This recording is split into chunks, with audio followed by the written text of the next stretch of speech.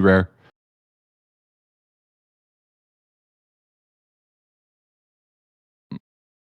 All right, some nice turnout so far. A lot of hungry folks in the chat.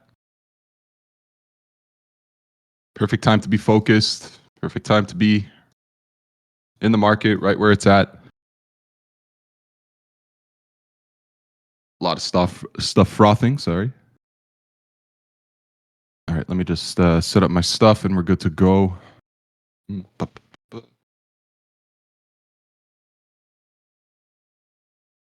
Doke.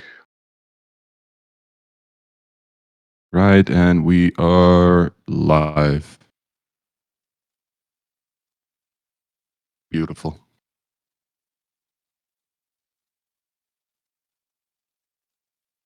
All right, so what's up, guys?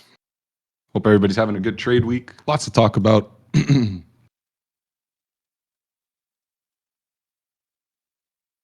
Nice levels to consider as well.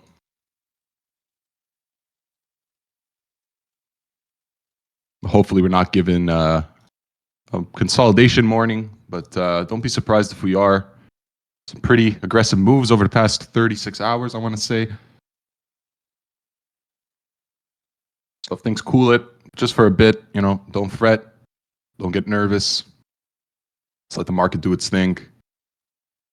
But nonetheless, we have levels, and we're going to talk about them.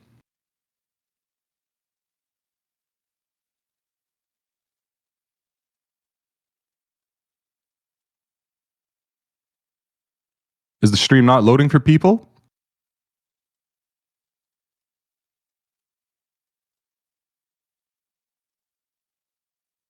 All right, cool. Can I change my stream quality? All right. It should be working. Try to rejoin and join again.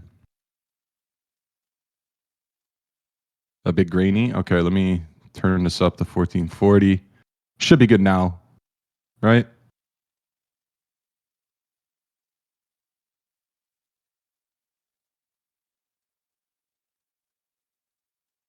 If we really want to get spicy, I think we'll just go to source. We're going to go to source. Can't do much better than that. All right, guys. So since it's a solo stream, we'll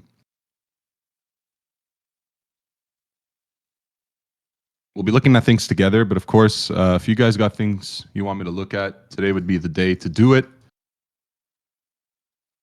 I'll do my best to provide.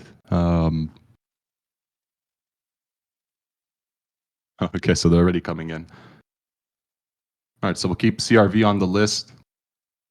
What I like to do is I typically break down my majors, then I start looking elsewhere, right?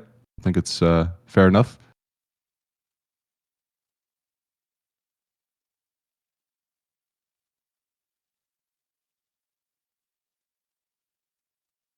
I feel like we should have music on this stream, just in the background. Okay. So right off the bat, this is in an intraday trend. That's good. Trends are identifiable. They're tradable. I'm getting a nice alignment here. 116,490. 115,910. So somewhere in between. We have a play to take, a deviation to spot, and targets to exploit. So trade setup is most probably going to look something like this. We still have to wait and see before we could take something like that. We might even include this wick just because we already have a reference. It's going to look something like this. This is what we're going to look for today. New York open in about 11 minutes, so this is what we're going to look at. Keep an eye on this. Ethereum, this is the one everybody I know wants to talk about. 4,000, a very, very big level. Something to consider. Final boss, as we would call it. I don't know if I'd call it the final boss, but it's the first phase of the final boss. So all eyes are on this 4K level. I do like the way we're trading at it. Do like the way we popped above 3682. It was a big level for me. Another decisive move above it, an alignment at 38.27 to about 37.79 right now. This is going to walk up. This is going to be your max extraction point for an intraday trend. And that's what we're going to want to look to exploit if we get it. All right. I think more likely than not, we're going to tap into 4K. Now, there's things to consider, right? When you have 4K on the daily time frame, right? And that's the number of times it's been rejected from. So 1, 2, 3. This would be the fourth attempt, on a daily time frame, which again, quite impressive. You guys know the rules by now. The more times you are to knock on a level, the more likely you are to break it, right? So let's hope this time is for real. It might fake out people. We'll just have to take a deeper look in just a sec. It might fake out people, might give you a false breakout. It might give you something like this.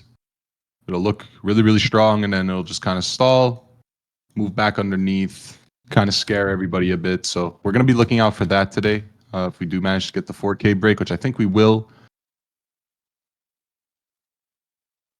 So that's something we're going to have to watch. There are some metrics I do want to consider first. Ethereum's doing $20 billion more volume turnover. Funding rates are starting to get a little bit crazy, but nothing too out of the ordinary just yet. So something to keep in mind.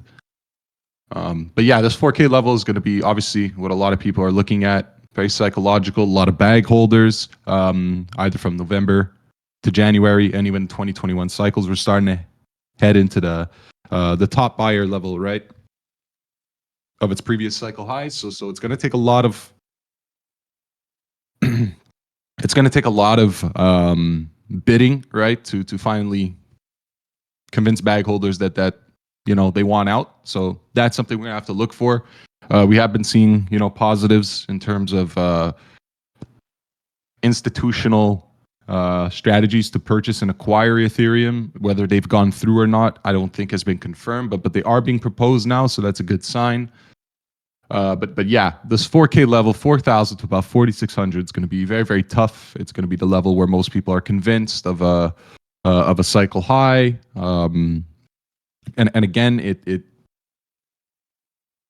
okay, I'm getting comments that my screen cannot be seen. Can you guys do me a favor? Leave the group, not leave the group. Leave the stream and join back. Tell me if it works. If not, yeah, rejoining helped. Okay, it's Discord being Discord, guys.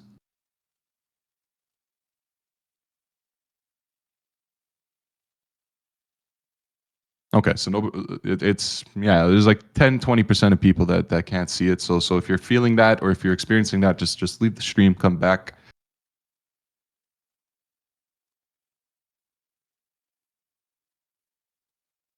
Morning, Rocco. Good morning, Bones. Or howdy, I should say, all the way from Texas. So yeah, back to Ethereum. I know it's the one everybody's talking about. I know it's the one that has the most eyes on it, and the market is sure to tell you this. This is mostly due to derivatives volume, over BTC, and it's been like that for quite some time now. Ever since the original markup from 2220, Ethereum has been the more commonly traded pairing on the future side of things. Spot side, Bitcoin still leads the show there, but that's okay. That's healthy at this point in time. Nothing too concerning. But again, 4,000 and above until we break new highs. This is going to be the area where people are most convinced of hedging up, right? And it's going to take some effort. It's going to take some work. But we do have the numbers. We do have the participation, and we do have the interest to eventually take this out. Again, if you're a bear, you're not too pleased, right, about being all the way back here in such a short amount of time in such a convincing fashion, right? It's the same way you look at BTC sometimes, guys. You don't want to be back at these levels, right? Especially after dropping into, new lows from this whole, I want to say this whole year and a half of PA. You're not too thrilled to be back here. So again, they're on the back burner a bit. They're probably sweating a bit. But it's going to be 4K and above. This is where you're going to see the most max sell interest, right? Now, does it mean it holds? I don't think so. Again, I still think we're in very, very early stages of our cycle. Again, far as majors are concerned, I think we've only seen Solana briefly break an all-time high. I think we've only seen XRP briefly break its all-time highs, but now trades in new prices, right? Not seen in the past 6 years. So yeah, Ethereum's next, and it should be next. But it's going to take some work. It's going to take some work. It's a very, very big market cap. It's the second biggest in our industry. So again, if just because you see a 4K break or just because you see something convincing of a 4K break, you most likely need to see 4K flipped. You need to see 4K flipped and held. But if I know anything about these markets, it's usually never that simple. It looks like it's going to hold, and then it probably falls through, comes back to somewhere around here, and then when it's ready, it'll do something like that, right? So don't get too much FOMO towards 4K. Just adapt. Wait for the levels that are a bit lower. You get them, that's great. If you don't, well, you have your plan for how to execute above it, right? So it's a very, very interesting time for it. I think it's long overdue. I've been waiting for a long time, and it most likely can kickstart the next phase of this cycle. Now, the next phase of this cycle requires, at least in my book, a breaching of this 4,600, 4,800 area. So again, there's some work to do. Don't get too excited. Still some work to do, but once this is in the clear, I'll be ready to call it.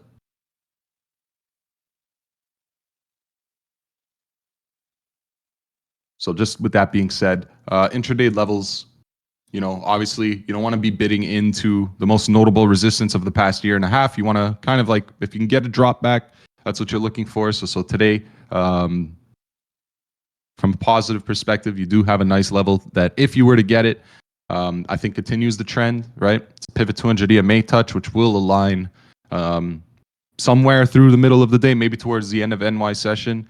But that doesn't mean it has to, drop back into this level by New York session. We can just as easily get a flash drop, and all you would have to do is consider where the 200 EMA is, where the pivot is, and find an average in between that, right?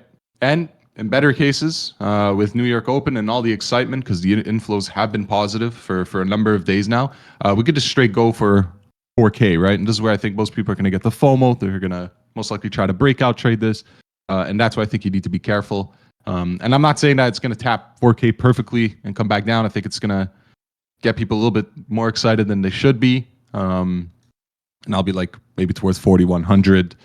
People will be convinced that 4K has been flipped, and maybe that might be so. But a retest and a holding of the level before confirming it as a support is what you're going to need to see. And we've seen that time and time again on Ethereum. So let's just watch it. As you guys could see, 4K does have its levels at least stacked a bit more on the spot side. There are more sellers than buyers in this area, right? And that's normal. That's normal. If you're making new highs, you need to convince the ones that are trapped from 2021 highs that selling here is a good idea, right? So it's normal to run into more sellers than buyers at this moment in time. You have a lot of people that have been trapped for 4 years. You have a lot of people that just want out, and they'd be happy breaking out, exiting at break even, right? It's just psychologies of a market. You need to convince people that selling is the right decision, the same way Sailor did all the way from 70K to 100K. A lot of people said, well, 100K is the number I'm getting out at. This is a perfect time to exit. I don't think it has much higher to go, and someone calls the bluff on that. So you need to see that with Ethereum right now.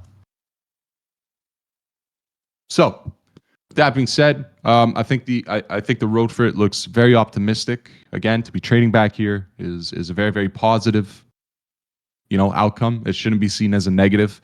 Can you get drops lower? Absolutely. That's what you should always be targeting, especially if you have a bullish bias. You never want to be longing into breakout territory. You don't want to be longing on the consolidation because in the event of a wipe, you have a much better entry. And in the event of a pop, well, you have a great level to consider holding before you decide to be more aggressive, right? So that's how the approach should be. That's how my approach is, and that's what I would consider.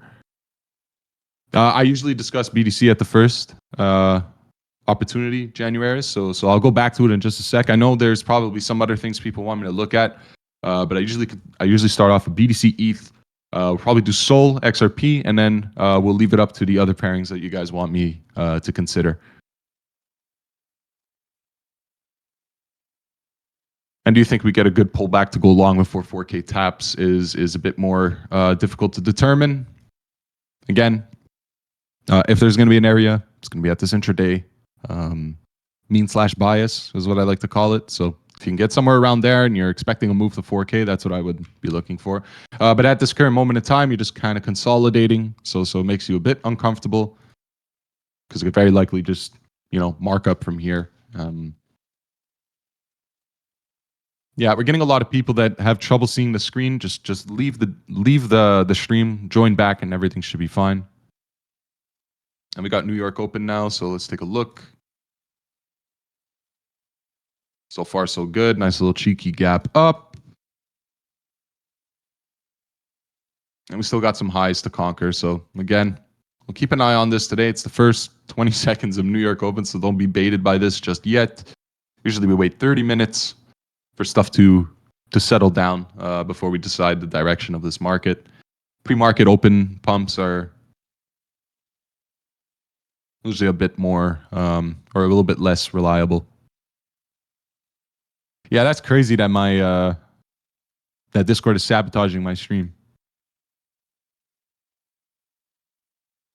All right, and when we consider Solana, okay, so we got a lot of pairings that show the same typical setup that we like to take.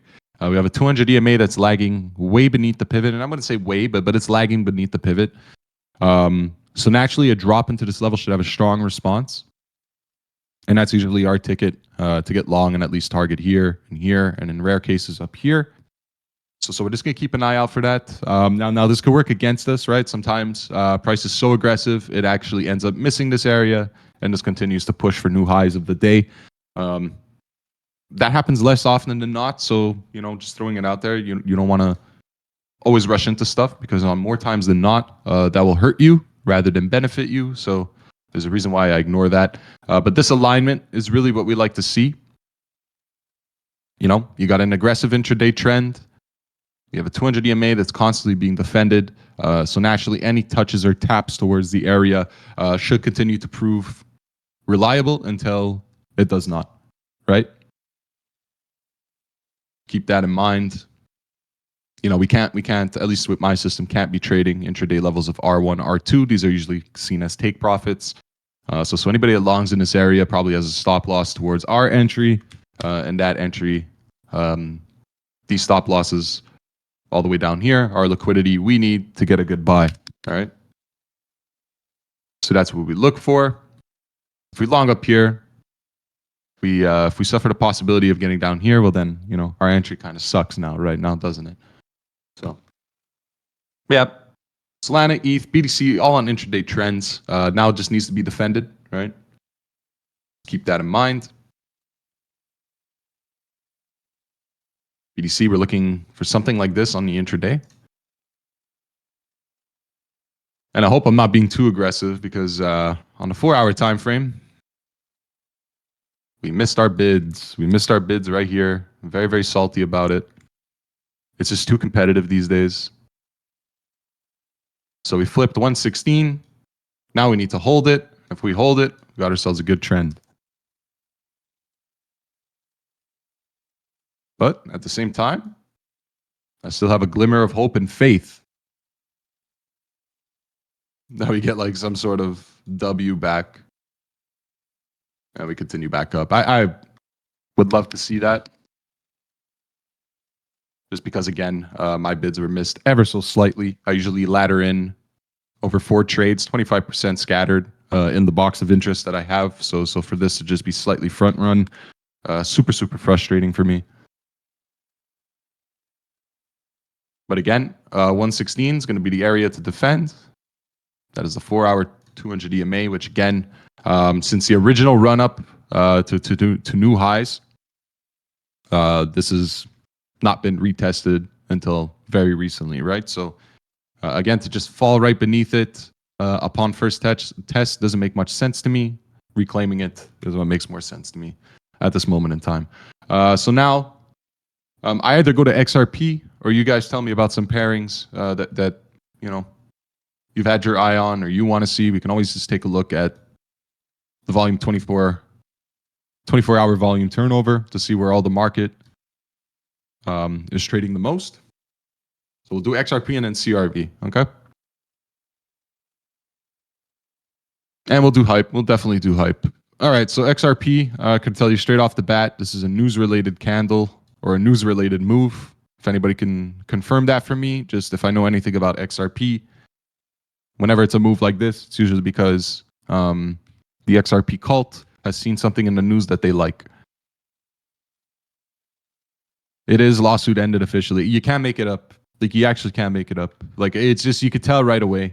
You could tell right away.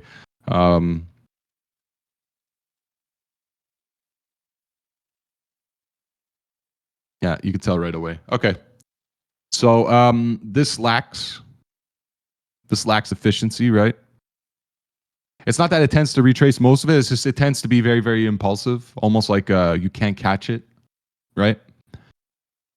And now I consider this consolidation, right? I just let me just zoom out a bit.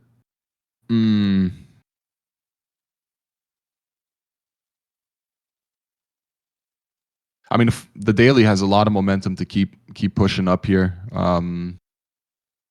4 hours defended the 200 EMA beautifully, but this now is exhausted. So we're getting some conflicting time frame issues here. The daily looks like it has room to go. The 4 hour looks exhausted. So whenever I see a 4 hour that's exhausted with a daily that shows a lot of momentum, the 4 hour tends to exhaust kind of like this in a fashion, gets mostly absorbed. This sort of flushes out. And the daily still has room to push up, right? So then it does something like that. So I'm going to watch that. I'm going to watch that from an intraday time frame. Again, it's the same setups we're seeing across the board. And I really should take note of that. If I see too many of the same setup, does that actually end up being a false trigger or a positive one?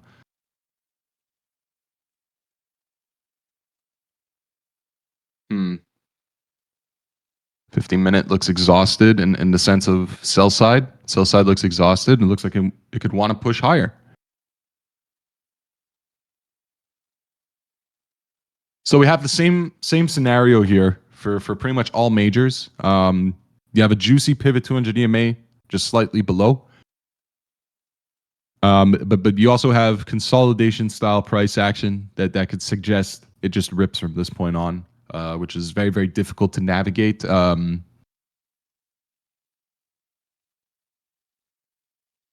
So when I consider this, XRP's under its previous highs.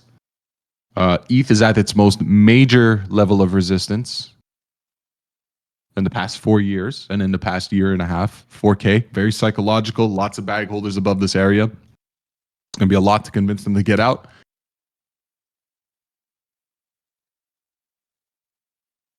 Solana is bouncing off the middle of the range. Reclaimed its daily 200 EMA. Reclaimed its 4-hour 200 EMA.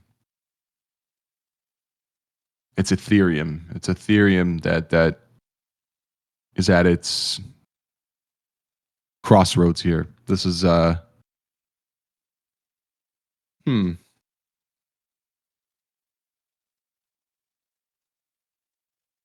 $1 billion of shorts get liquidated at 4,100. I don't see that. I do see a lot of spot supply though.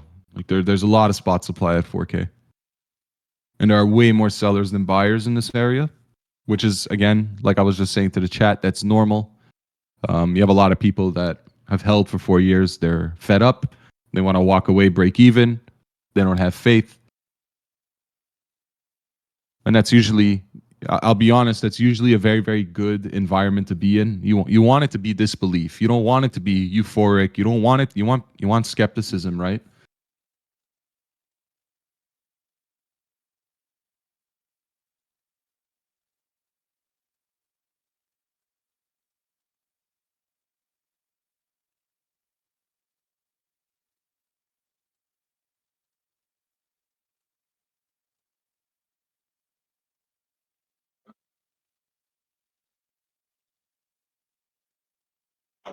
Okay, so yeah, I think we're gonna rip into 4K here.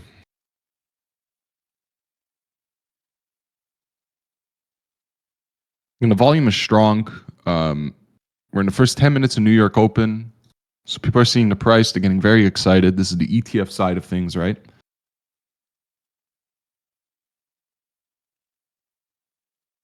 Legacies have opened okay for now. There's no issues there. Dollar kind of weak. Nothing from a macro perspective that could make me feel.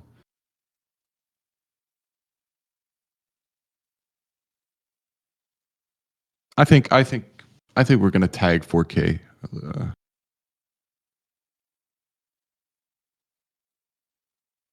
2.2K seller here.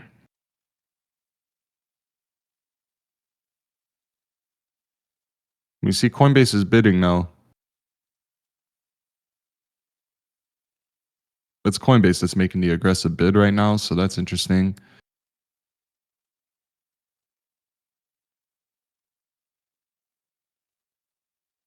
There are more buyers on the perp side of things, not on the spot side of things. So that's interesting. That's very interesting. I think we tag 4K. Might even wick above it. And again, you're going to catch a lot of breakout longers here. Probably just fall through, get a better entry. OKX spot. I don't have OKX on here. Should I add it? How do I do this without doxing myself?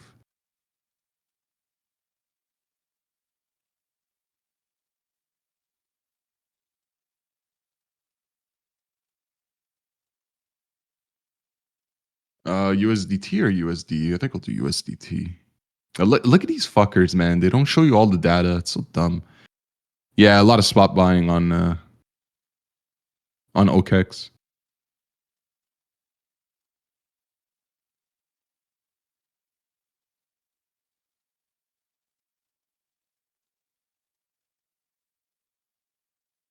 I see it right here. Very positive delta. Yeah, I think we're going for 4K. I think we should be going for 4K here. Just again, be very, very careful at this level.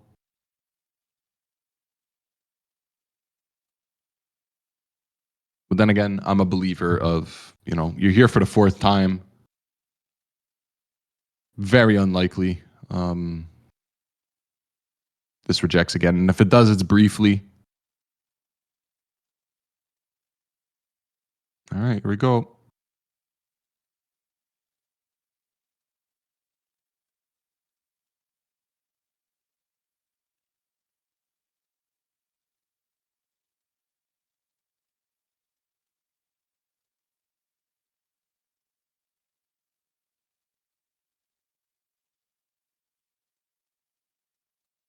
Spot bidding is better than futures? Absolutely. You need, okay. It's what most alts have suffered for years now is there's no true demand. And true demand comes from people buying the spot that we're seeing today. Today you got ETF inflows, you got a ton of avenues now that actually show spot demand on the Ethereum side of things. Right? If not, it's always met with bleeding out price action. Like the spot supply just outweighs whatever futures demand there is. Right? Yes, and it's always better when for the position, right? For the spot position, whether they're offloading and people are longing on perps, or vice versa, right? Is that people are spot longing and people are selling on perps. These are just contracts to promise the opposite outcome if it were to fail. So it's in every incentive or best interest for spot supply to do exactly what it needs to do to trigger these conditions, right? And does that make sense to people? Because a paper contract, unless you have the collateral, is backed by nothing. It's backed by nothing. A spot demand, a spot price, and a spot purchase is what moves this market. It's not futures. Futures doesn't move this market. Futures simply bets on the spot market. If that makes any sense to you guys. It's so whatever spot decides to do, you can't stubbornly be taking the opposite with perps. It doesn't actually stand for anything in the market.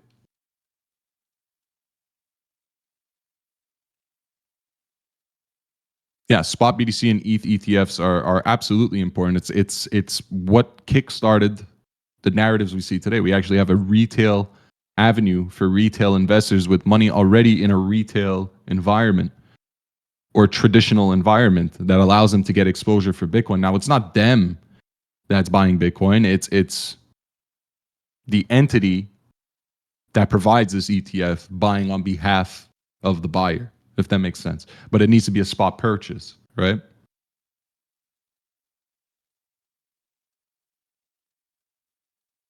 Good. So that's why whenever you have a really strong narrative or a really strong spot or institutional bid, it doesn't really matter what premium you're paying because the narrative is there. The spot buying is present. It's usually always there. We see this with Coinbase premiums a lot, right? Coinbase premium, yeah, it's it's more expensive, but people are buying it. That's the reason why, right?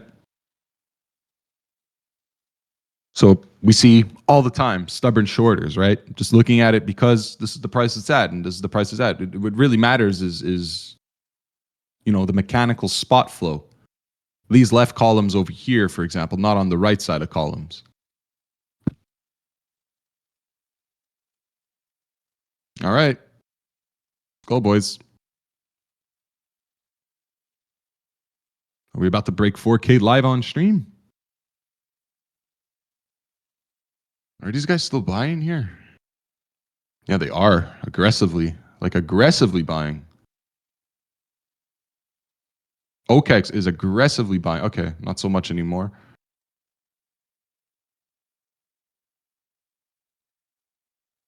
We're about to munch into these walls over here. Not much ahead of us. It's here, though.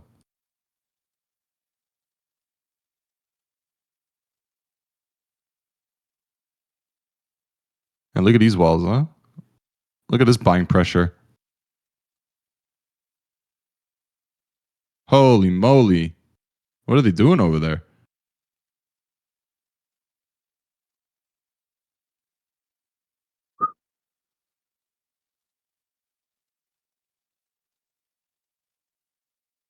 Really negative deltas, though. Holy fuck. The rest of the market has more sellers and buyers. Even this briefly, but like, not even, man. Someone's just buying it all up over here. Look at this. They just keep adding.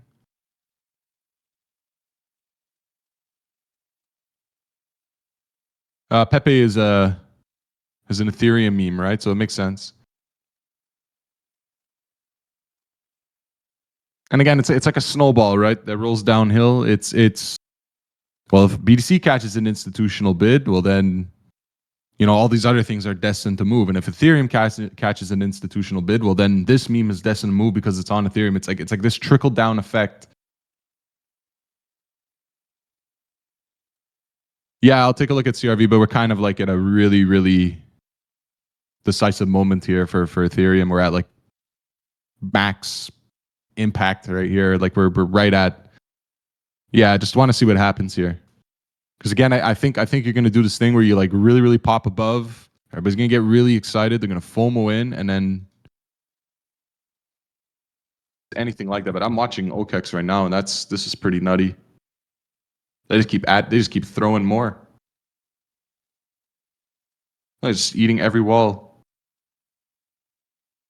I wish I could see more, man. OKEX, you little cocksuckers, bro. Why don't you show me the whole story? Yeah, look at this. They just keep throwing more. Oh, they're just market buying.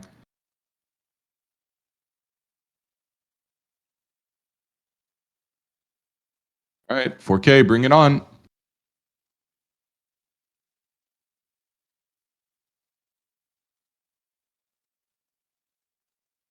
All right. This might be the moment, guys.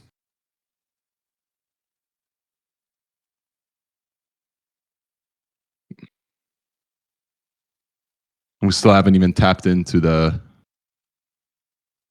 demand over here. It's all OKEX right now, by the way. Like,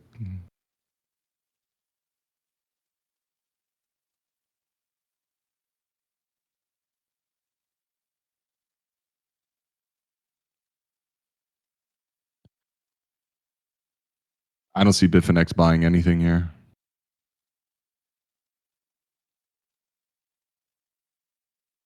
All right, they're running out of juice, guys.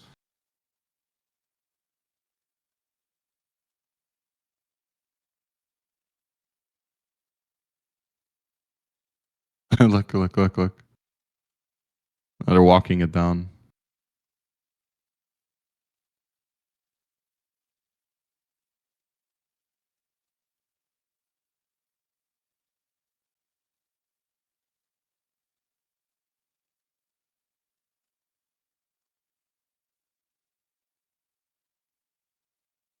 Yeah. Oh.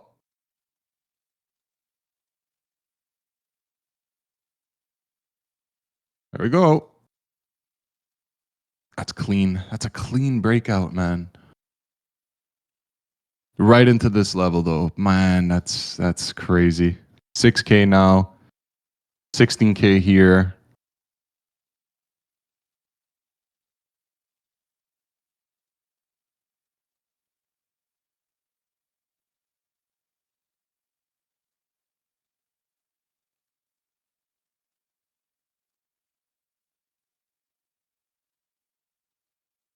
I'm trying, but that's a lot of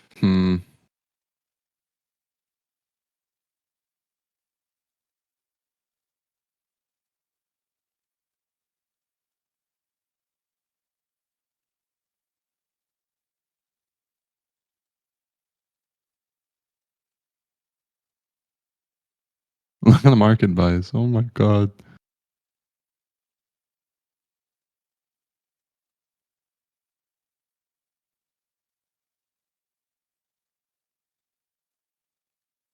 Stalling out at 39.96. Is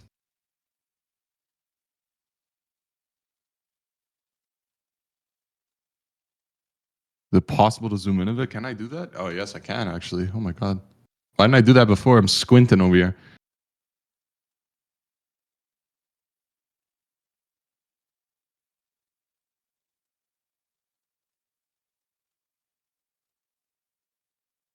Can I minimize the grouping?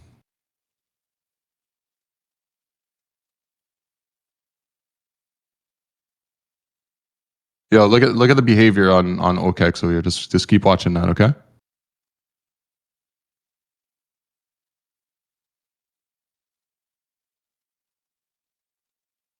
Boom! Oh my god.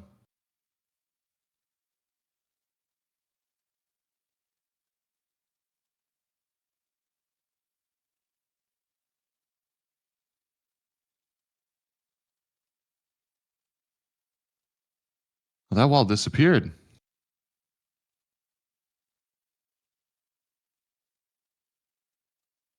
Look at that.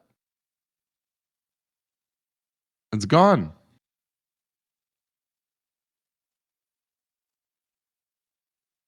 Yeah, they moved it up.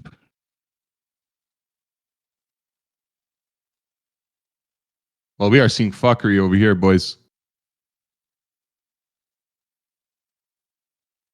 7K minus. Minus 12K, minus 7K deltas. Oi, oi, oi. There's no way that's enough, man. That's just so much liquidity. Oh my god.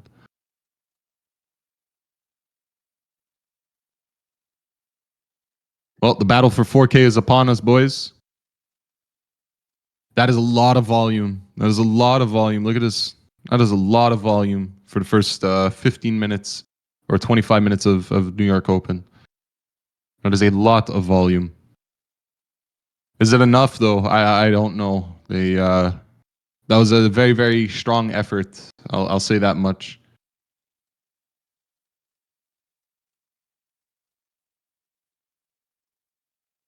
Well, I don't know because Bitcoin dominance now has kind of like a broken structure here. Like If this makes a new low, this kind of looks like the first real breakdown in a very long time. Like, you get what I'm saying?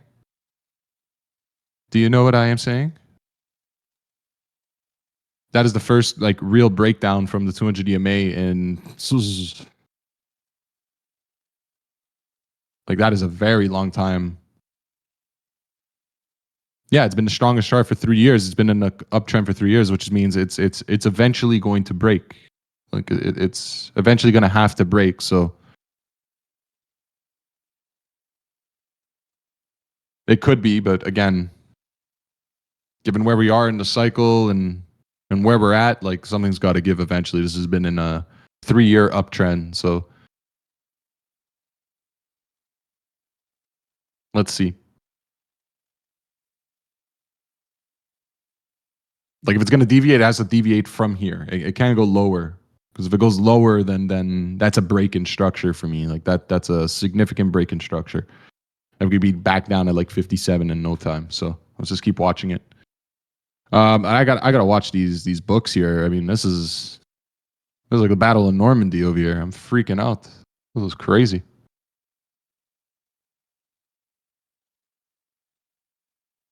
Still more sellers than buyers. It's been like that since 3900. Yeah, Johnny's breakout longing. That's his bread and butter. That's what he does best.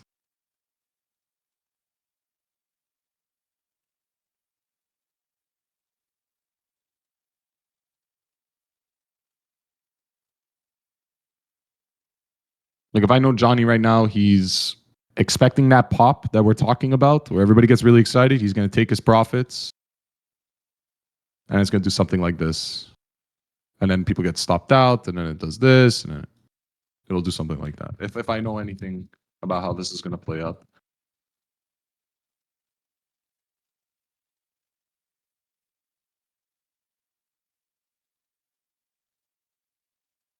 Deltas are getting smaller. OKEX kind of calmed down. What do I think he's targeting for TPs? You should ask him. I don't know. We're at 4K though, so again, it's the fourth. Like we were just talking about this all stream. It's the fourth time it taps on the daily. I was just saying, like if you're a bear, you're really uncomfortable about this. Like you shouldn't be very happy about this. You should be very very uncomfortable, right? Because I inevitably think we pop through 4K. Just on the intraday time frames, they tend to fake people out a bit. Well, let's see that these are very decisive candles. The bid that we're seeing here is strong. It's very strong. It's just taking out this sell side liquidity. Reminds me a lot of when Bitcoin was at 100,000. Like it was just a lot of like these ancient sellers that are convinced they're happy with this price. So you're gonna have to push these guys out if you want to move higher, right? It might take a few attempts, but like micro attempts. It shouldn't. Like we're not talking like all the way back to 2800 here. We're just talking like just push out the breakout longers, get them stopped out, and then slowly grind up and something like that. It's gonna look something like that. Hard to believe it could just rocket up much higher immediately. On the intraday, I agree with you, but at the same time, fourth touch here. So yes, I agree. The books definitely think we have some work to do. So the spot books.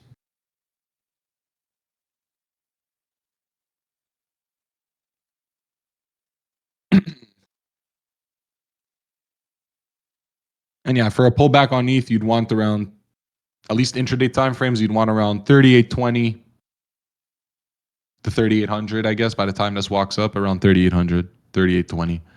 That's what you'd be looking at.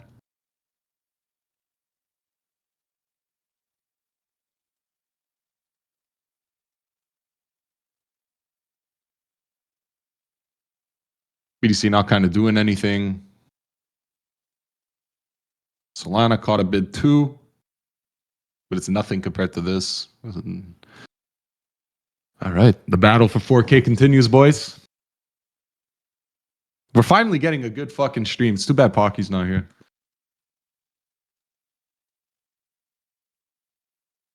Money is flowing into ETH. It is. This is ETF size volume. That's ETF volume all day. It's not that money's flowing out of Bitcoin. Is that it's growing at a much more rapid pace, which takes away market cap, which takes away from Bitcoin dominance. No, phase two is when this makes new all-time highs. I say this every time. You're not even in new highs from 2021 cycle. So once we break that, then I think I'm ready to call it. Right now, I think we're phase one transition. We're in that transition phase where you get moments of glimmer, outperforming, catch-up plays across the board, but nothing's in its new highs. It's only pretty much BTC and XRP that are currently in new highs. So we're in that transitory phase, right? We're close. We're very close, though, which means that, man, that means we're close. But we are exhausting ourselves on the 15-minute time frame here, guys. We just closed under 4K. Let's see. This is a heavy amount of sellers up here. It reminds me of 100K BTC. We inevitably broke it, but it took some time to push these guys out. But yeah, it feels awfully similar.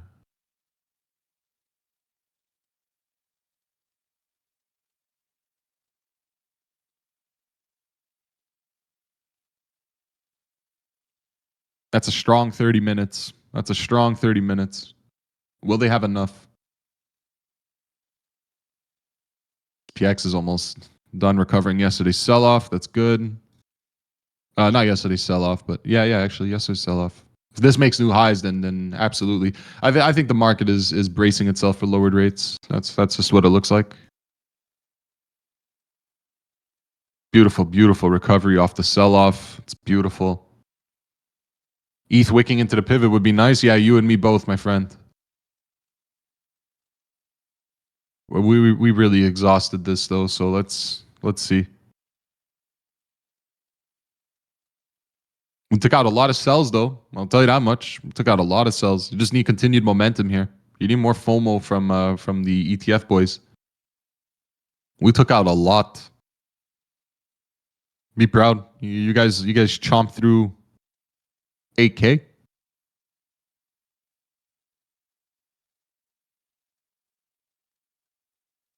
OKEX's still going strong. They're trying. You guys chomped through a lot here.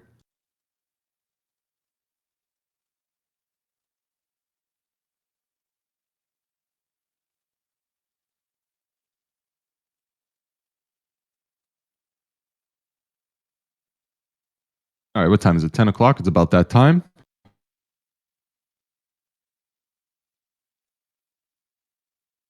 I'm using Vivaldi. I'm gonna step away from my screen for like 2 minutes, but I'll be reading the chat and I'll be watching the charts with you just from my phone for like 2 minutes. So don't go anywhere. Don't go anywhere.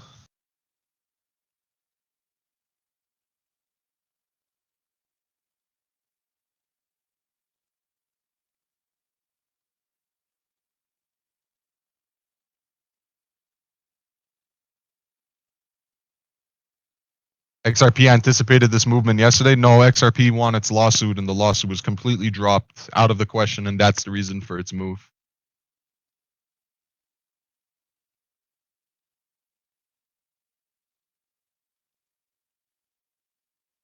$4,000 again. We're just consolidating at 4,000. BTC going now? Yeah, of course. Why would it come back to fill my intraday?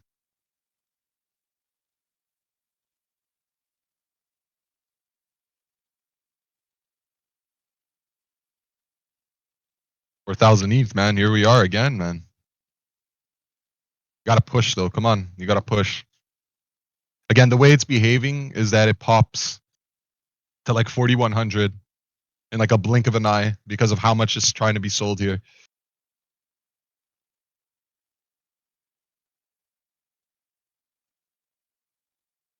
My 15-minute is exhausted. That is one hell of a candle to put in. That is a lot of volume to follow up on. they need to continue with the said volume. I don't know if they got the juice for that.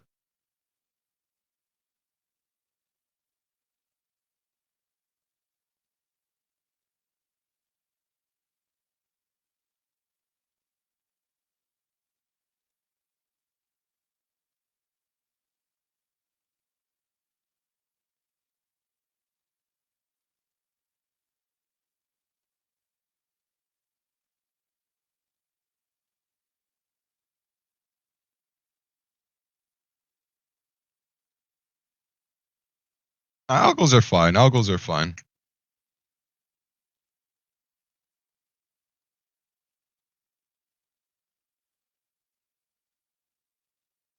Yeah, BDC is going now, isn't it? I mean, it's so minuscule in comparison to ETH's opening statement here. But it can't lose steam. It can't lose steam here.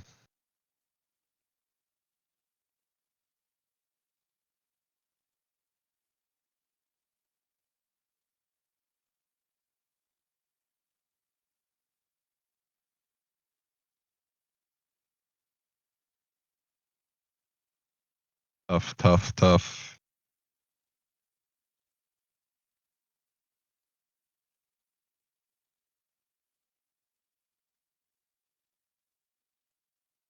How's the rest of this market looking right now? I mean, they're pity moves. The rest of the market is having some pity moves. That's if you want my honest opinion, that's how I know like this ETH buying for the first time in a while is probably organic.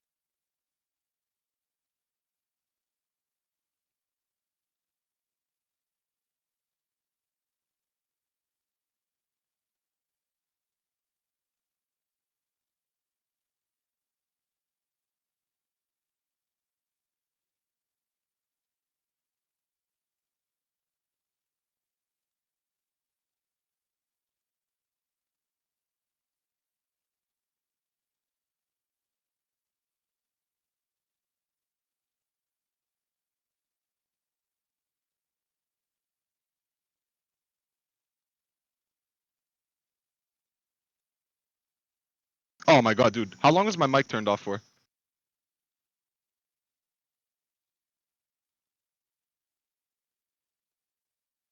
Wow. Oh my god, dude. I'm just talking to myself like an idiot. Alright, I'm back. I'm back. Holy moly.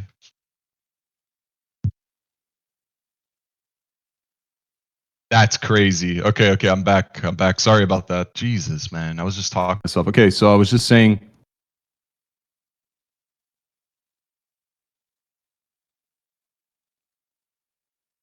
was just saying it's there's a lot of volume.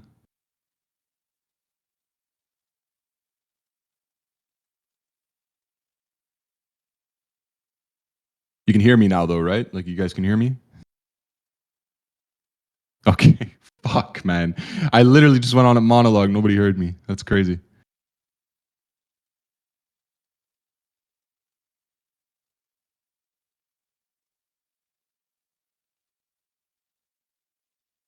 So what's the last thing you guys heard?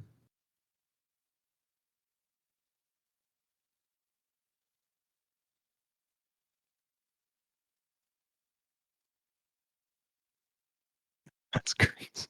My mic betrayed me.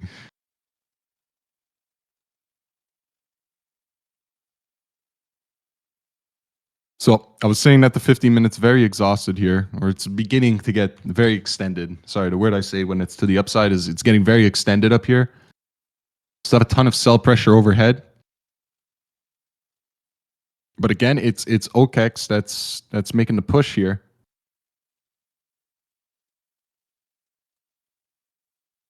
I said something along the lines of memes popping. That's usually memes popping for me is anywhere between like 20% or more. They're so illiquid, right? So like 2 to 5% moves. It's pretty much on any given day. They drop 5%, they move 5%. It's when they really make a significant move, like 20% or more. Would I have more confidence if the push was coming from Binance and not OKC, or is it irrelevant? At this point in time, I consider it irrelevant because OKEX is a spot market. So as long as there's spot demand, right? It's fuel that's needed to take out again this overwhelming spot supply, right? Because again, 4K as a level, not only is it a rounded number which people tend to gravitate towards, too, it's also a very psychological level of resistance, right? It's where people have been rejected from for over a year and a half. It's where people most likely got caught in the top of 2021. So there's a lot of people that are more than comfortable to sell here and walk away break even, or to just walk away losing nothing, right? So this is a transfer of bags. It's a transfer of those that believe in a bullish cycle that's coming from those that have held all 3-4 years and just want the fuck out, right? So it's a big battle. It's a big battle. And much like 100K BDC, where you had a lot of people that go, oh, 6 digits. This is what I waited for a very long time. I'm out of the market. You need that institutional bid. You need that retail demand, right? That is willing to carry the legacy. You get what I'm trying to say? So it's gonna take an effort, right? It's gonna take an effort. But like right now, like you're seeing, like the reason why we saw so much volume was because that's it. People saw the candle, they started breakout longing, right? And it's usually breakout longs are usually immediately punished, and this is kind of like more towards the immediate punishment that we're used to seeing. It doesn't have to be a flat out rejection, right? Like it could just flush out people. They get a bit scared. They buy, they sell out again. But so far, 4K has been rejected. But at the same time, like if it just holds and then it prints another up candle and then it does this and then it consolidates, dude, it's just ready to pop again. So like just keep watching. The problem is there's a lot of overhead sellers. There's a lot of negative deltas here. There are more sellers than buyers in this area. So it's gonna take some time. I think it's gonna take some time. But like the last thing you want to do is break out long 4K, even if you're expecting like just like a stop hunt. Like there's a lot of sellers here, like a lot. It doesn't mean that they won't get blown out. I'm just saying, like even all the way to 4100 now. You get what I'm trying to say? Like now they're showing up. Now you're starting to see them in abundance. You're starting to see them pop up. So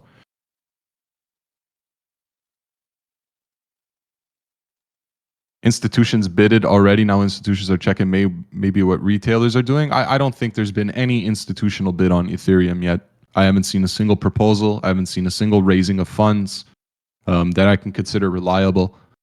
This is mostly ETF inflows, which is mostly retail participants and accredited investors. Yeah.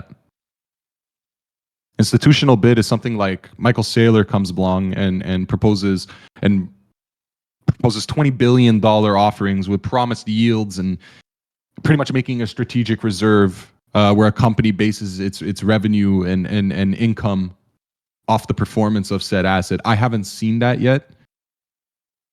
for Ethereum. So again, like it lacks a structural bid like that. Right now, this is ETF inflows, which again is mostly comprised of retail and accredited investors. So accredited investors, I believe, are anybody with over 860K to their name in a market. You consider those accredited investors. Maybe the numbers changed. And retail is anybody with basic access, right?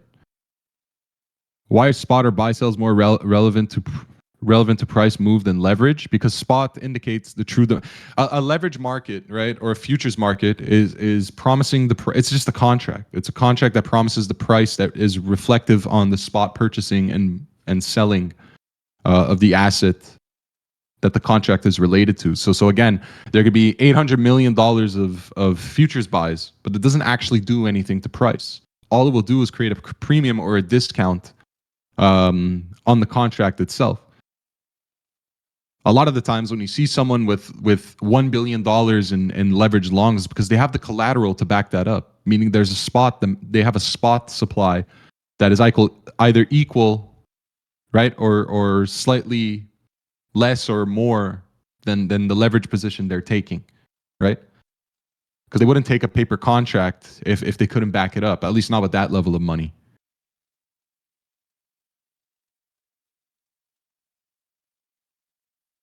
Liquidation cascades come mostly from an overwhelming amount of spot selling, and it's the liquidation price, which is someone that longed the contract or sold a contract, that forces them out of that position. You get what I'm trying to say?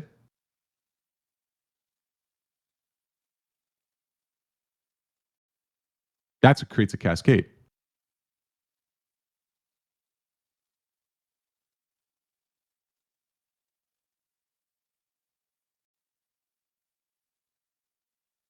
And this is like probably the thing you don't want to see is a full retracement of the move we just had. Because then it still suggests that 4K is a really, really strong area of resistance. But Langway, to summarize, perp contracts are mostly moved. I would say 95% of it is moved by spot positions. And the reason why liquidation cascades happen, et cetera, is again, because anybody with really, really large futures positions most likely have the collateral to back it up. So if price goes below a certain point, they're forced to offload to collateralize their loss, right? Which leads and hits liquidation cascades and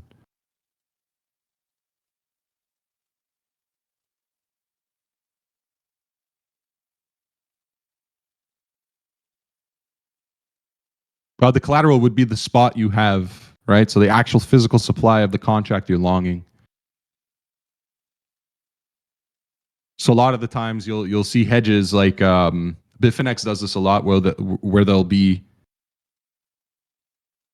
perp short, right? But they'll have the collateral in spot to kind of like weigh out the critical loss, right?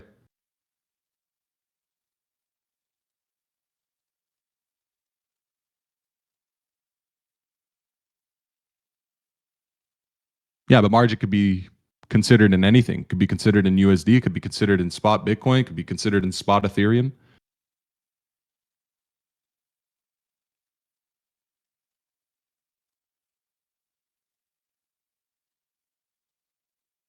It affects the index of the contract itself, but as far as spot supply goes, it doesn't do much for it.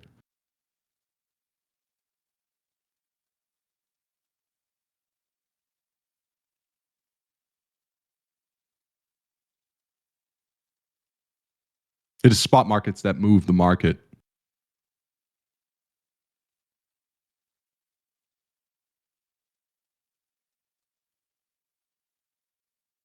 So you have to see it as this way, right? You have to see it as this way. If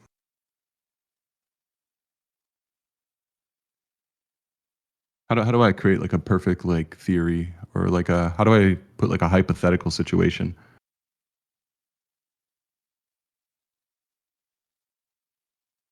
A lot of the times, right, a big player that knows they can fetch 200 mil of liquidity a bit higher right? Which allows them to open either a better sell. So see it this way, right? I have $200 million, right? I see 200 mil worth of liquidations, right? Or buybacks on shorts, right? I run up price to hit those liquidations. Since I know there's no follow through, since I'm the one that executed the move to begin with, I also capitalize on the liquidations I just hit. And because I know there's no follow through, or there should be no follow through, I also open a position on these perp contracts, which is pretty much guaranteed to come back down after I'm selling these buybacks all the way up here. So someone gives me liquidity to open shorts at this level, but I still have all the BTC I just bought because I'm the one that ran price up in the first place. Does that make sense to you? Like it's like that. That's how markets work.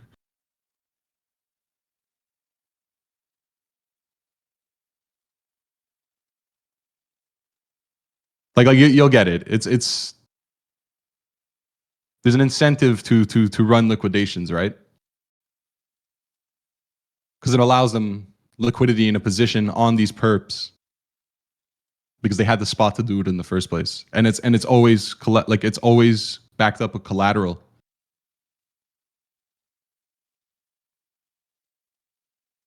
But this is liquidity providing, right? It's this is way beyond retail trading.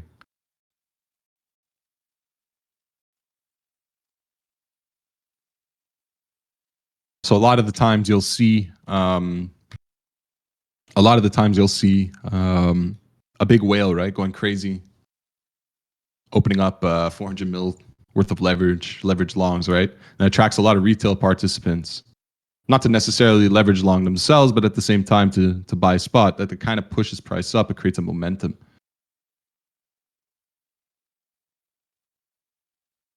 But realistically, the one that opened 400 mil longs on a perp contract probably also has, more than likely has 400 mil of supply that they're selling all the way throughout. So it's a way to hedge, unhedge. It's a way to extract, max extract. It'll have an impact on the price, mostly on the premiums and discount of the pairing itself. But as far as I'm concerned, the only impact it has is the momentum it could create for other people that see that, right? 1 billion in spot on the open market would absolutely impact the price. Absolutely impact the price. 100%. If they buy it OTC, it does not impact the price because that is done off the market, right? It's two people coming to an agreement behind closed doors and selling off market, off books.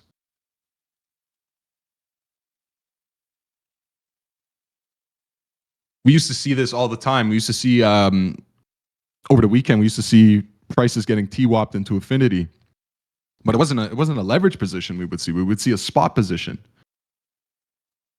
That was Sailor. We could almost tell when Sailor bought every single weekend. We were able to see it, right? So yeah, $1 billion in spot. Like if someone just came in and started T-WAPing $1 billion of Ethereum spot right now, you would see it. You would absolutely see it. You would see it right here.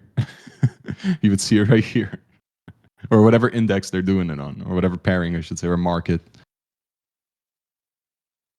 A little crash course in futures.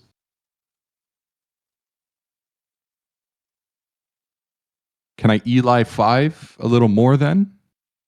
What the fuck does Eli 5 mean? Explain like I'm 5.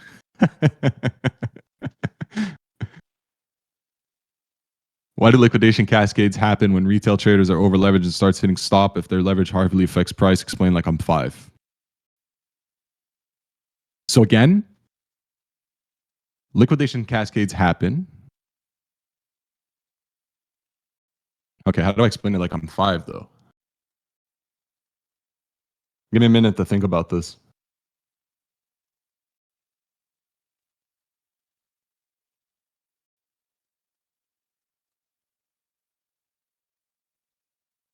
How do I explain a liquidation cascade like someone's 5 years old?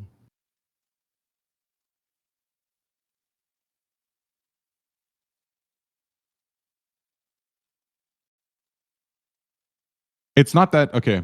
So let me just clarify. It's not that leverage doesn't affect the market price directly. It's the repercussions of it. And it's the fact that if someone is positioned a certain way, they need to make amends by working on the spot market. Does that make sense? It's exactly. It's like falling dominoes. It's these are liquidity providers, guys. As you guys know, every market has market makers and liquidity providers, right? So anybody with large positions, we're talking large positions. Retail is just caught in the shitstorm. That's what it is.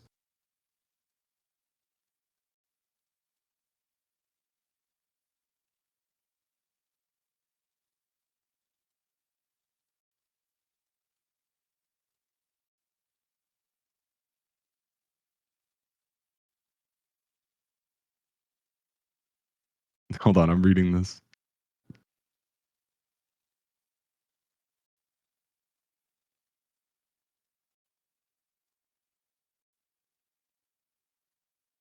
Okay, I don't know if that's an accurate way to put it. But you're asking tough questions. They're good questions. That's all I'm gonna say. It's just it comes down to like how do I put this in terms where I'm trying to teach it? Because to me it's just understood. So finding the words to explain this is much tougher than I thought. So again, I'll say it that leverage moves the price of the index it's trading at. As you guys know, there's a difference or a discrepancy in price between a spot market and a futures market. This is understood, right? Sometimes you'll have Binance perps at a $300 premium. Sometimes you'll have Coinbase at a $300 premium. We understand that each index has a different price, right? We understand that there's a premium associated to every perp, right? We understand this as well. So to keep the books balanced and to not keep it, all longs, no shorts, and all shorts, no longs, there is a premium and cost associated with holding the position, correct?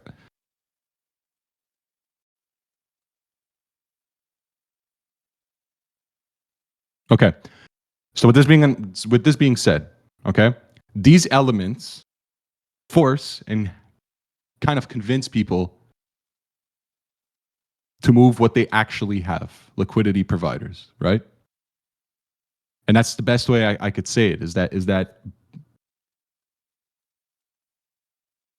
actually much more difficult than I thought it was to actually put this in paper.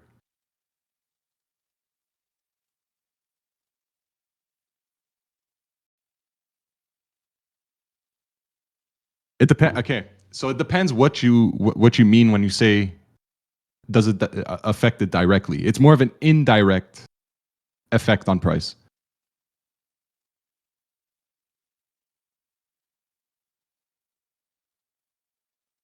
Because leverage doesn't necessarily move the price. It doesn't.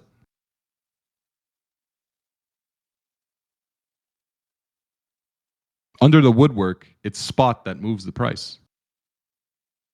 It can impact direction, it can impact decisions, it can impact, but it doesn't actually directly affect the price. It doesn't. It only affects the index that it's trading on. The only reason something would move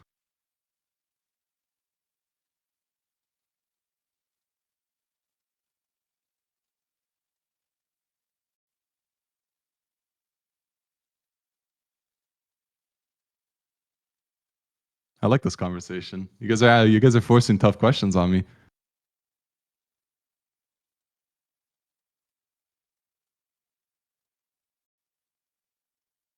Why does it happen so fast like a chain reaction? Because there's profit to be made on that. And again, when someone gets liquidated, it's not only US dollars, right? That could sometimes get liquidated. Like we've had a ton of examples that show in the past that if price were to hit a certain area, depending on what's collateralized in this margin, and again, I could use Bitcoin as my collateral. I don't only have to use USDT. So people, when they get, I know some people that only have portfolios in USD, USDT, but if you've ever run into people with cross leverage, they don't realize that their entire account is at risk, including their assets.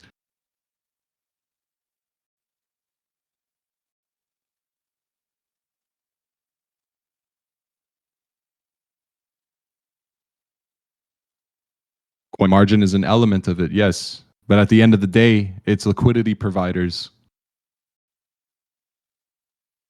moving stuff around. Like it's as raw and fundamental as it gets. How they do it and why they do it and the exact precise things. I'm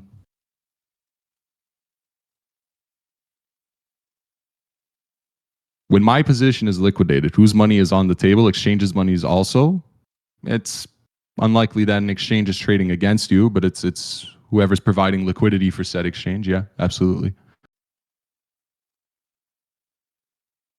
Yeah, most of the times it's algos and bots.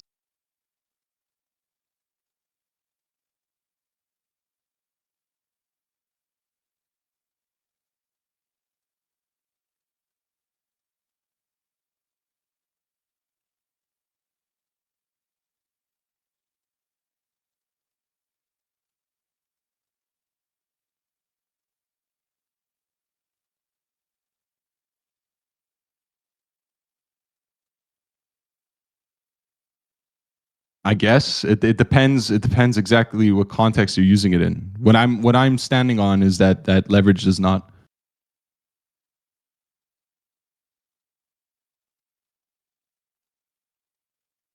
If there is a perp contract and it's not an inverse contract, right?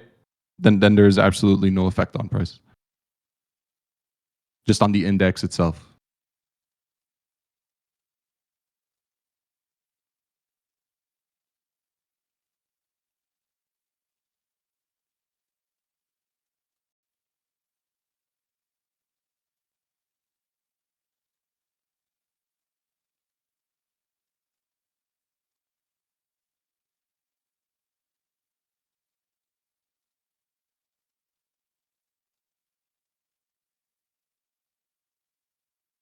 So a liquidation cascade is affected by coin margin and the forced liquidation or tight stops of spot buyers and sellers. Or whatever collateral is associated with the perp position that was taken. Again, it's less about Joe Schmo with his $50,000 position, and it's more about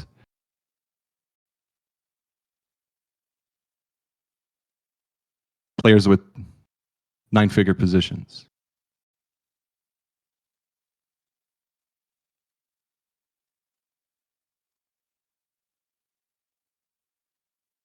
Wow, Vicmore. Vicmore. Wow. Wow. I feel like Deadmau5, and I just found the singer to the Welt, bro.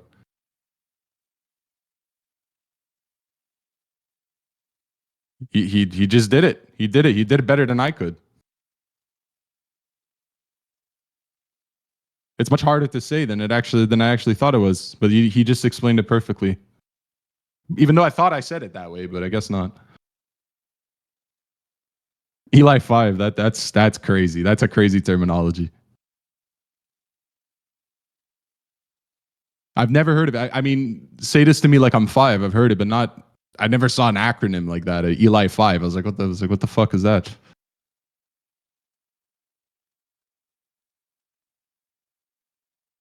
Yeah, thank you. I was like, what the fuck does Eli 5 mean? I thought you were referring to Eli Z over there. I wasn't sure.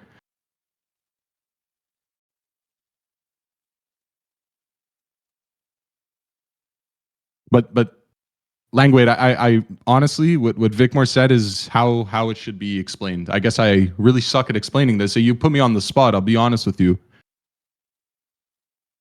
Like as a trader, you just kind of grow to understand certain things, but teaching it is another story. And, since we don't really brush on the whole future side of things or diving in deep like that, it's much more difficult to explain than I thought it would be. And that's okay. It's okay. I respect that you answer questions like this. It's you need to ask them. You need to ask them. You need to understand how a market works. You know, and everybody finds like there. You ever like find someone at work that does something a specific way? They break all the status quo, but because they know what they're doing, you don't really question it. And then when they try to explain how they do it or why they do it, they can't really tell you. They just know that they know how to do it. It's one of those things, right? Every trader gets like deep rooted, you know.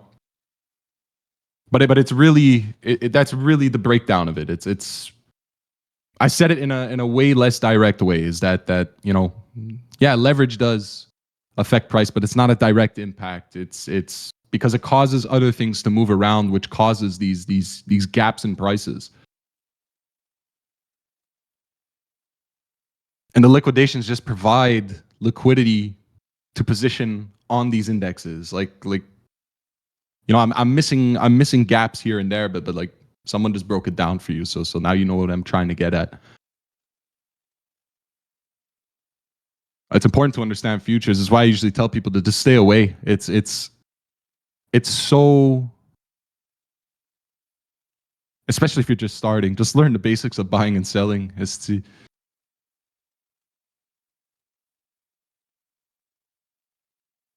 yeah, one more question. Let's hear it. By the way, if you guys got other questions, this is the stream to ask me.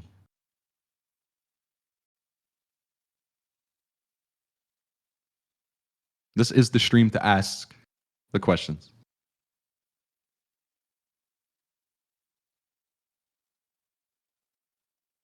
So when people refer to perps using the price, pushing the price, how when people refer to pushing the price, how then? So perp driven, once again, the same way it could push a liquidation cascade, right, to the downside, the same way it could push to the upside. When people are taking large positions on perps, it once again forces market makers to provide opposite side liquidity, right? Because it's what they do. Their job is to reflect. Their job is to reflect the spot price as much as it possibly can, and if that means offloading or buying more to reflect. Like again, we go back to the same thing. It impacts price, but not in a direct fashion. It forces other parts and other instruments to move so that everything could stay balanced. Because if not, you're going to have 80% longs on one side, 20% shorts on one side, when the incentive, once again, for liquidity providers is to what? Provide liquidity. It causes spot market movement, is what I'm trying to say.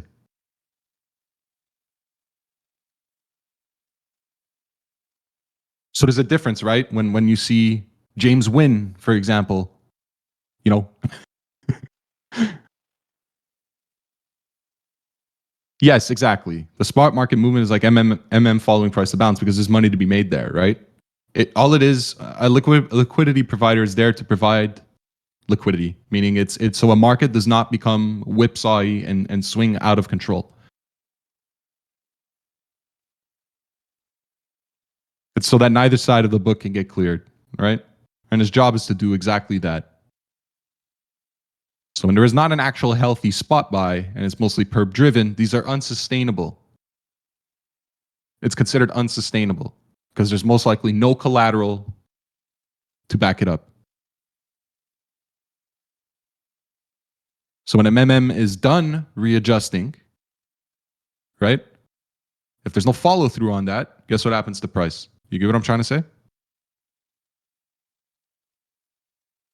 So in a way, you're right, but at the same time, it's still an indirect impact on price. It doesn't actually do anything.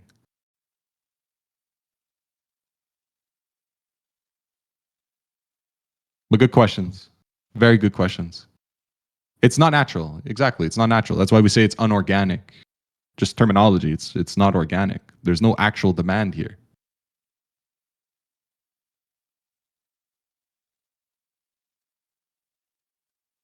Mechanical is a good word to say it. It has no follow through. Yeah, you get the remnants of retail that think oh they must know something, oh they must have this, they must be positioned elsewhere. But in reality, there's no actual organic growth. There's no organic demand. It's not promised to purchase like Sailor raising $2.5 billion funds that are known to be spent on the spot market. Oh my God. Let's take this ETH movement as example. Spot buys came in at open. What would happen if a lot of shorts were being open at 4K? Larger gap between perp price and spot price. What then? Let me read this again. So let's take this ETH movement as an example. Spot buys came in at open. What would happen if a lot of shorts were being opened at 4K? Large gap between perp price and spot price. What then? If there's a larger gap between perp price and spot price, that is simply indicative that there are more shorts open than longs on the pairing itself, which would weigh on the funding rate. Which again, if you're holding a position that is no longer worth holding and you're paying a premium for something that's actually countering what you're doing, then that forces the market to move. Which way does MM go? I mean, you know, I'm not an MM, so on the spot, that's very, very difficult to answer. You know, the MM goes in the way that liquidity is needed. Like an MM is just providing liquidity. It doesn't necessarily go anywhere. It's just doing what it has to do to make sure the market is balanced and that it's not gapping too hard to either side. For small traders like most of us, premium means nothing, but it should mean something. It should mean something because it tells you which way a market's leaning and whether that premium is worth it or not worth it.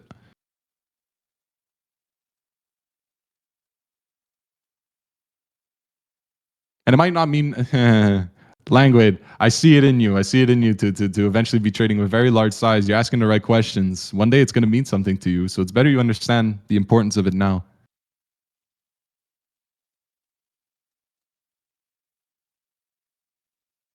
Yes, and perp-driven spikes are often baits or traps. Exactly. An MM has to provide. It has to reflect, right?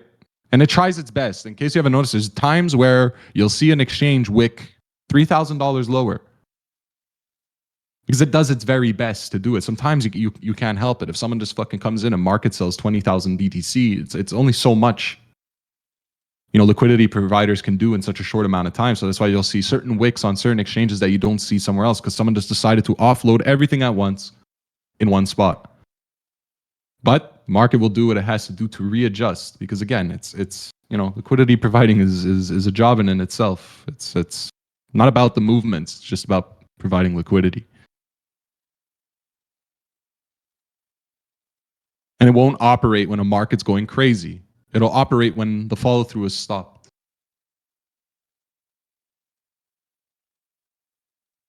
Large traders benefit from premiums. Is that how funding is paid? Yes and no. Yes and no. Sometimes it makes sense to open up a free hedge or get paid to hedge. You know?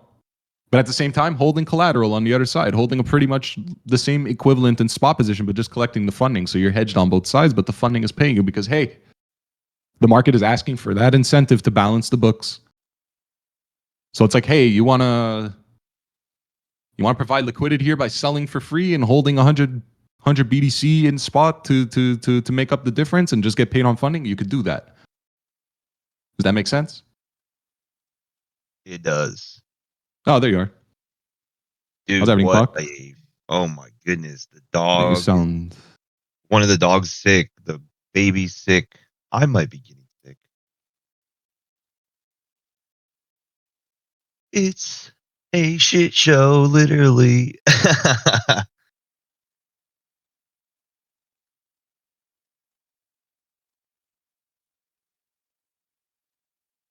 Everything's good though? yeah, it's everything's good.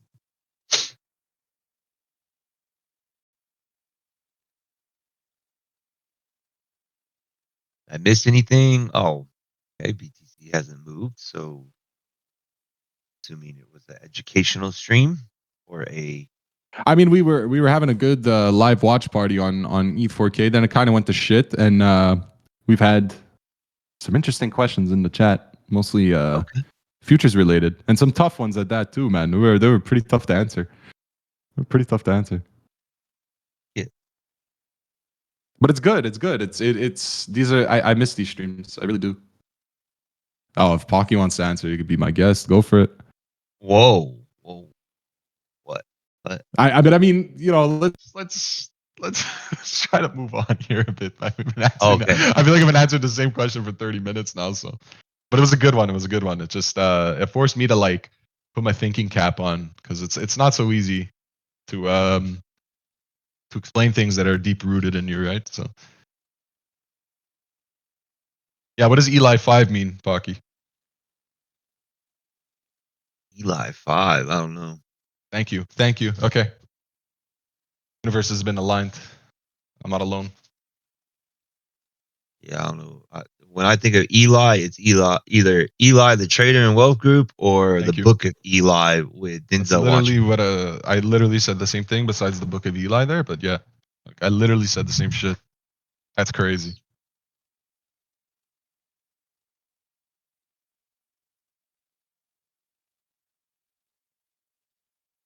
Come on.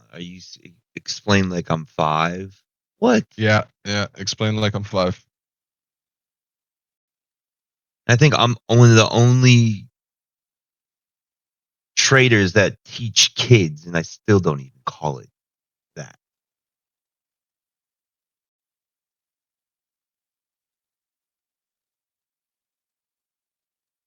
Eve gearing up again. I mean, it's if it just blasts straight back into 4K, then yeah, uh, that's good. That's good stuff. A lot of the breakout longers just panic close, you know.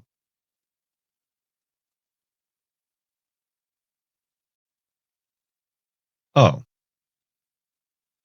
little almost 2% candle on 30. 30 was too many candles. Wow. Nice.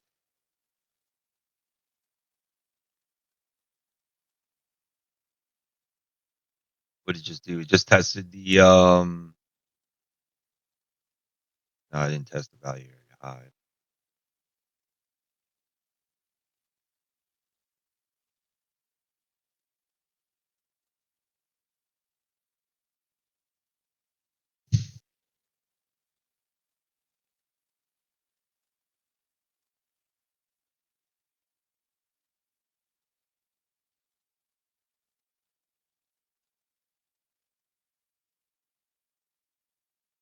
Goddamn Langwade fucking made me have to go drink some water. Fuck. He won't be able to do. He won't be able to open with isolated across. It's most likely his exchange. He would need to open up a sub account, to open up another position with a different entry. Want a long Which BDC again, but the exchange automatically wants to combine the trades you so don't long as need the to. same. That's so silly. Like, why not just compound then? Is it because you just don't want to lose your cool entry and P&L card? Just compound. You can open a sub Same account if you thing. want to have two different results, two different trades, but like the number's still going to be the same, right? Like Still the same. Same still the risk. same, but like if you want it to be like more Everything's the same. organized and clean, then yeah, you can also go in your order history, and order history could tell you at what time you executed contracts and what time you bought them at, and when you sold them at, and what the P&L on that was. You could do that, but like as far as like a P&L card, it's going to look different, right? Because it's just a combined order. It's literally just about the P&L. The P&L card. I think it's about profits or loss. The most important thing there is.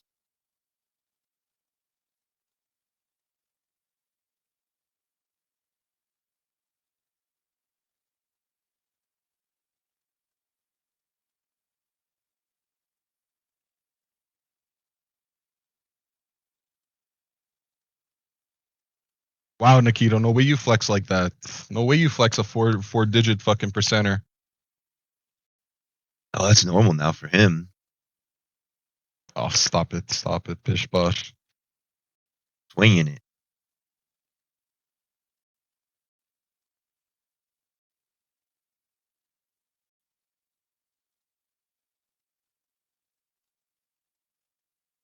Like 7 figures P&L, very nice, very nice.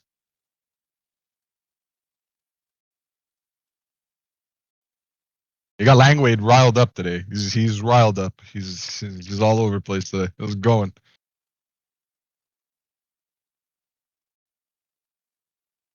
Yeah, Ah, you're monster. funny. You're too funny.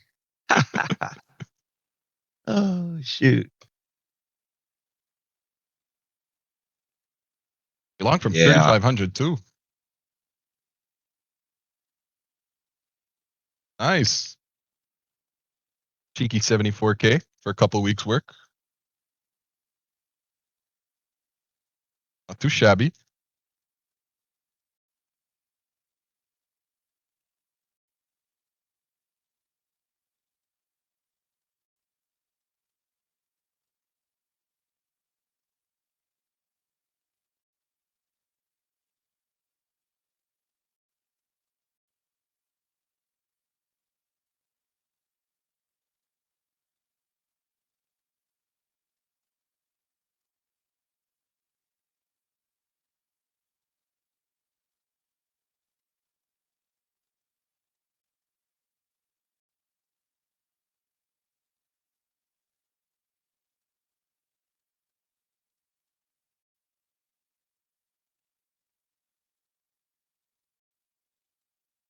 Where do we go from here? Let me check the books. Is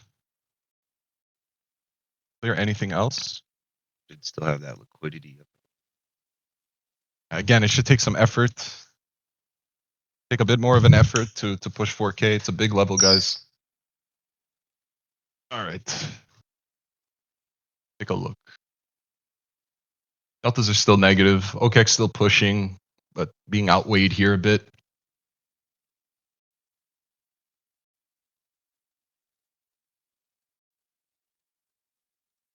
Yeah, I think we can push the 4,100. I mean, spot buying needs to continue. There's a big wall here on Coinbase now. That's nice. A little more sellers than buyers, but big wall 39.65.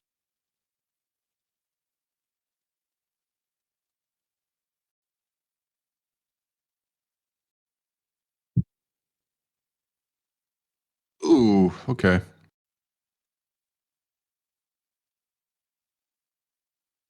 See, being boring. How's our legacies looking? Not too shabby.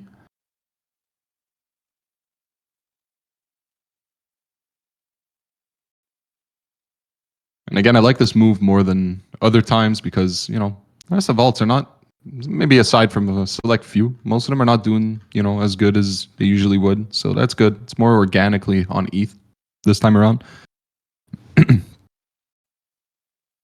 What market cap is Boss at now? I'm curious.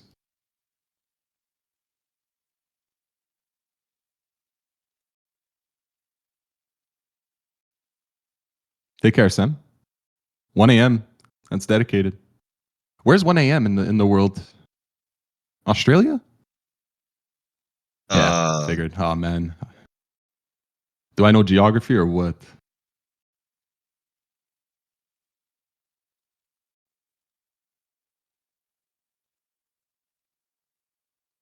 And technically it's the weekend. Boss is at 40 mil. Damn, I know John's going crazy with that one then. When did he get in? When did he get in? Oh my god. Yeah. He's going nuts. Will it 100 mil? I mean, fuck, dude. That guy, fuck. The internet is very weird at who they decide to make viral, Yeah, I think he's in at 5. That's wild. He's been flown back out to. It's crazy how the internet can just change someone's life in 24 hours. He looks like a Lego character.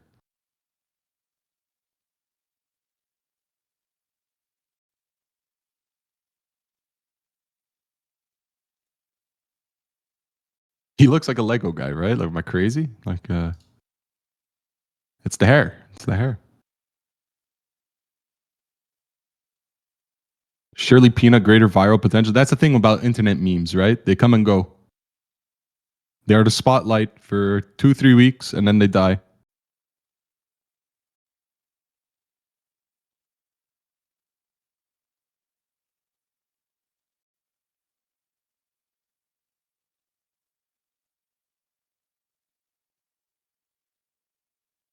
He will be cast in Minecraft too. Oh my god, yes, he looks like a Minecraft character. Holy shit, yes.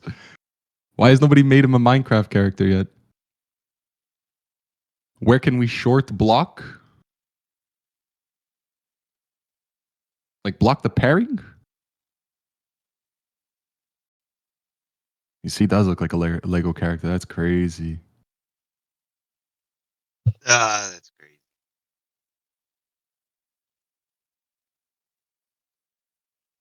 Just think of the lore behind that. It's just because someone videotaped him.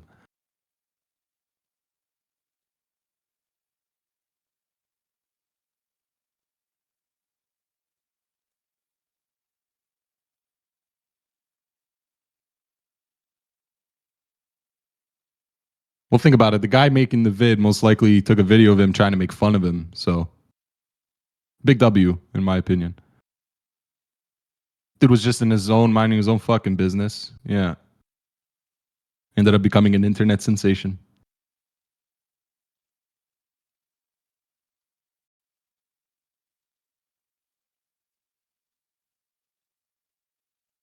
The haircut's crazy though.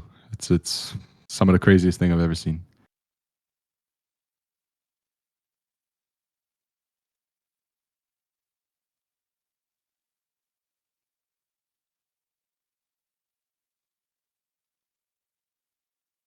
Okay, so ETH is the strongest one today. Still is. Typical 4K rejection, but I mean, if it wants to just consolidate here, I'm all for it. I'm all for it. Just don't do this. That's what we don't want to see.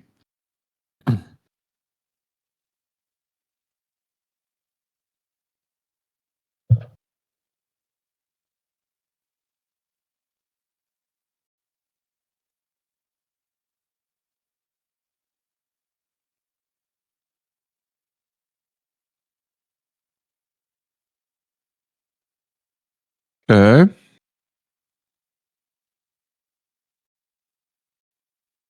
Holy moly, it's almost 11. If BTC doesn't hold here, you looking at 114 ish. This is what I'm looking at first and foremost. Oh, okay, you want it to hold here. Okay, cool. I want it to hold here, get like a little bit of a deviation, maybe tag into this wick. If we can hold and pop above, then I have a long. But if we don't get that, of course, I can't trigger anything. But yeah, it's just a bit too far away for me to try anything else. So I would need to see this happen before I could take a long there. So I'm hoping it does.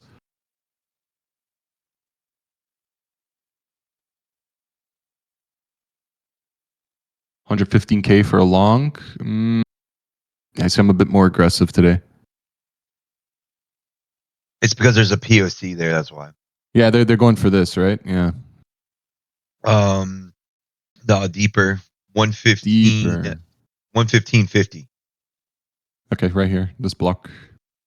That makes sense. Yeah, they're going for that block. Problem is, I don't want to be too below my 200 EMA because then that kind of breaks the structure. So I'd like to deviate, pop back above, and then I think we have a long. No, even Like- if it goes that low, it could still that still. I know, but be a fuck that. deviation. Fuck that. Because that fucks up my chart, and then I can't consider anything.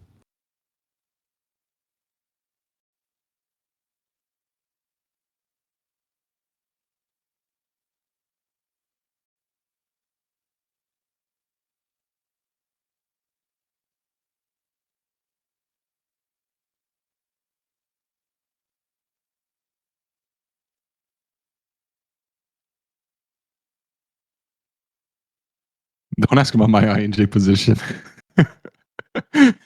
We just got over 50% down. I will be right about that, by the way. I'm telling you right now. I'm telling you right now. I may be early, but I'm not wrong. You'll see. Just like all my ETH positions. I was fucking stuck underwater for quite some time, but now they're in profit. You'll see. But yeah, it is 11. So do we have any other streams coming up? We do not. Game planning. No, there's actually no stream later. Okay. But I think we'll get off, right? We had a good one.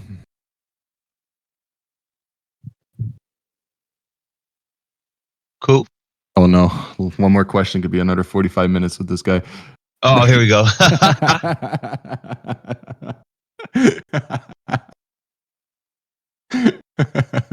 That's crazy. Oh, he got me good. He got me good. All right, all right. Let's end the stream off here before I can get stuck in another tangent. It was a good stream. It was a good stream. Hopefully, you guys learned something. It was a bit of an ETH watch party, and while it was doing nothing, we did some deep diving into leverage versus spot. And we also learned what Eli 5 means. So, productive, I say.